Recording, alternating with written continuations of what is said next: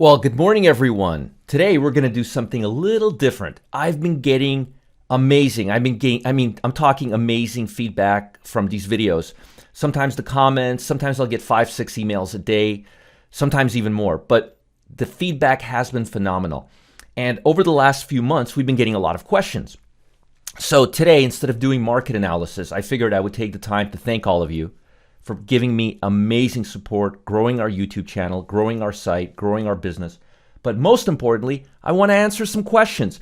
And I picked really good questions and I put some thought into this. So I want to answer these questions for you so that you have a good perspective of what's going on and get a little more value out of these videos. So this is going to be a Q&A of 3 good questions that I picked. So the first question is, what sector do I think will perform over the next month and why? That's a great question. I believe the utility sector is going to outperform over the next few months. Why? Because markets are becoming defensive. Let me show you something. This should be eye-opening. If you look at momentum levels, and I've been showing this to anybody who would listen to me, and if you look at the S&P right now, you've got the highest percentage, or it was up to about yesterday or the day before, we had the highest percentage of stocks trading above the 200-day moving average that we've had in 5 years. That's right. This is a 5-year chart. This is the number of stocks, and we're now at 80. We peaked at 83% of stocks in the S. So that means 83% of stocks in the S&P 500 were trading above the 200-day moving average. Whenever you see that, it tends to pull off. Also, we've got stuff going on with China. We've got stuff going on with trade war. We're only in phase 1 with China. The bottom line is the markets are increasingly, the large caps are increasingly vulnerable, and I believe they're going to pull back. We're going to pull back to the 200-day moving average, and whenever that happens, utilities, which is the most defensive sector, tends to lead.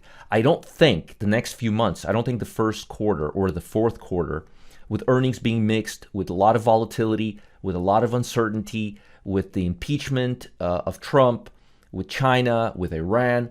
There's too many things going on to get a clear picture, and earnings are not expected to be really good till next quarter, till the first quarter of 2020, which is actually time-wise the second quarter of 2020. We're always a quarter back.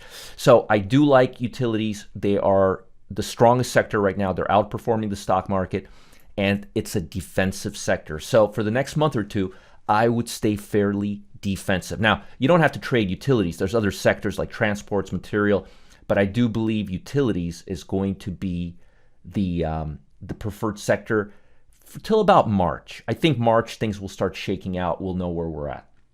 So the next question was, or is, can you walk through why you shorted XLE? It was a great call. Actually, it was a put, but it was a call. But I want to better understand your process. And we started shorting it on the 16th of December, and we're still short, actually. We started shorting it right here. Yep. So let me show you. First, the first thing we do is we look at relative strength scans. We look at the top 10 sectors to determine which sectors are leading and which are lagging and falling down. And around December, the relative strength, as you can see, the 200-day moving average is going down. The main trend is going down. Price penetrates 200-day high and then comes back down. It happened here. It happened here. It almost happened here. It almost happened here. This is called the twilight zone, whenever we're between the 200-day and the 50-day. But whenever we go above the 200-day and the trend is down, that's telling us that the price action is moving in the direction of the short-term trend and against the long-term trend. And the lowest risk opportunities you will ever get, assuming relative strength is moving your way and the trend is moving your way, is against the short-term trend and in the direction of the long-term trend. Long-term trend is obviously down. The majority of the trading action is below the 200-day moving average. The majority of the trading action is actually even below or near the 50-day, but it's clear that this trend is down. We waited. We got a confirmation with relative strength being in the bottom 3. So out of the 10, it was either 8th, 9th, or 10th place around this time. And then we waited for price to touch the moving average. And then we figured next few days it's going to curl back down and move in the direction of the trend. This is a perfect example of me using relative strength and some discretionary technical analysis to put us in a position in the direction of the main trend against the short-term trend. And why do I say the lowest risk opportunities exist in the direction of the trend against the main trend? Because the main trend fizzles out and turns back into the main trend. So the short-term trend fizzles out and turns back into the directions of the main trend. So if you're trading against the short-term trend, you're always trading in the direction of the long-term trend. And you see, if you put an entry right here or right here as we did, and if this continues going higher, you'll know if you're wrong right away because price action will remain above the 200-day moving average, which it did here for about, let's see here, for about a week, and then it folded. And that's why we gave this trade at least 2 weeks, because just a few days is not enough to see it. This is noise, and then it reverts back. So again, there's a good lesson here. This is actually a really good lesson aside from why we chose this trade, but this is a good demonstration of trading in the direction of the long-term trend and against the short-term trend. This is the short-term trend. This is the short-term trend. This is the short-term trend. This is the short-term trend. Always trade in the direction of the long-term trend. But if you trade against the short-term trend, you will enter and have a lot more low risk entry opportunities. Because if you're trading in the direction of the trend and you enter here and it goes against you, you got to figure out, you got to wait for it to go all the way up here, come above. It's too much. But here you'll know within just a few days, and your risk is much lower here than if you're entering here or here or here. And incidentally, I believe we're still short this position because relative strength keeps going lower and lower and lower. And by the way, the price of energy of this sector did barely, when we had this little mini Iran trade war a little while back, there was a blip on the energy sector. So we knew that energies and oil is really, really weak right now. Because if a war in Iran or a bombing of Iraq and Iran, this whole thing that happened with Iran and Iraq can't get oil to rally, then what's going to make it rally? So again, those were the major decisions for the short position in the energy sector. Last question. I want to get into trading options. Do you have any good book recommendations? Boy, I got too many recommendations, but let me give you a story. I'll share a story with you, and hopefully this will help you. So when I started trading options, I'm an all or nothing kind of guy. I go deep. We didn't even have the internet, or internet was just barely alive. So I went to the local bookstore and I bought this book, Options as a Strategic Investment, 5th edition. Now, I don't know if you've ever seen this book. It looks very benign. This book is like this fat. I think it's about 1,000 pages. I don't know here for sure. But I've read this book. I've read this book several times. And it's a Bible. It's a Bible. All right. I think he had one that was called the Bible of Options. The bottom line is this book is like, I'm not kidding, it's this fat. All right. So it's extremely overwhelming, and it talks about, it's like the encyclopedia. It talks about everything you could ever imagine in a very clear sense.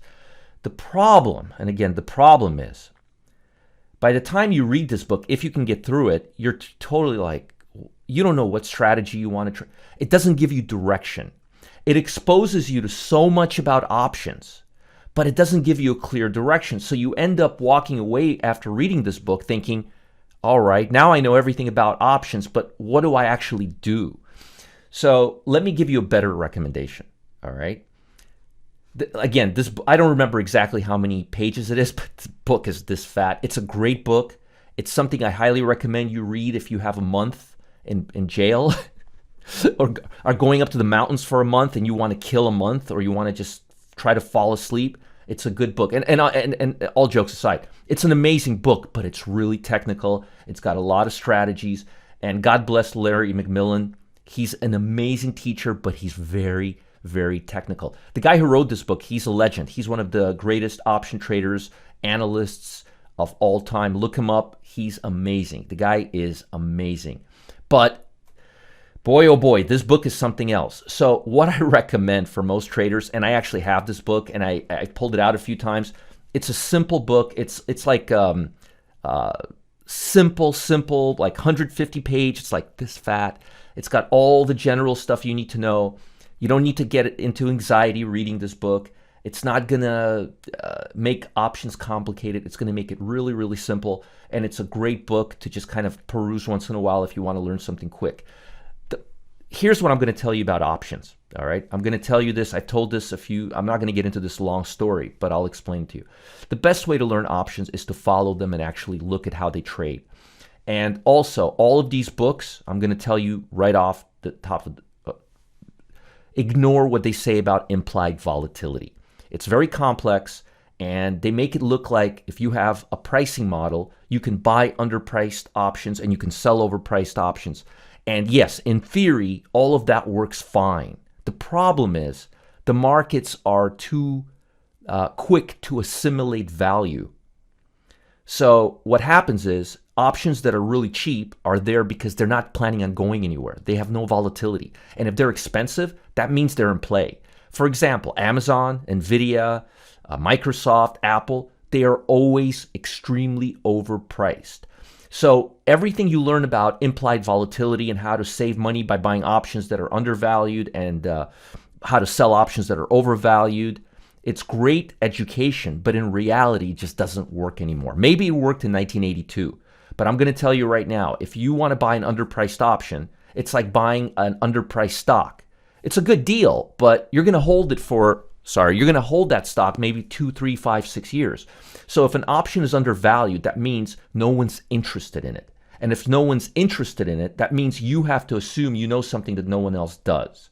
When you start thinking that way in the market, things get really, really dangerous. All right? So those are my 3 answers today. We talked about what sector I believe is going to outperform over the next few months. We talked about shorting the energy sector and why I shorted the energy sector. And I gave you a good book recommendation for options. Now, like I said, I always read every email that you guys send in. Going forward, I'm going to make a point to publish all the answers to all of this. If you want to send me more questions, follow the link below. I'll answer your question and I'll respond to you live. What's better than sending in your question and getting somebody who has 26 years of experience to answer it live? Follow the link below. Let me know what you're thinking. I want to hear from you. Talk soon.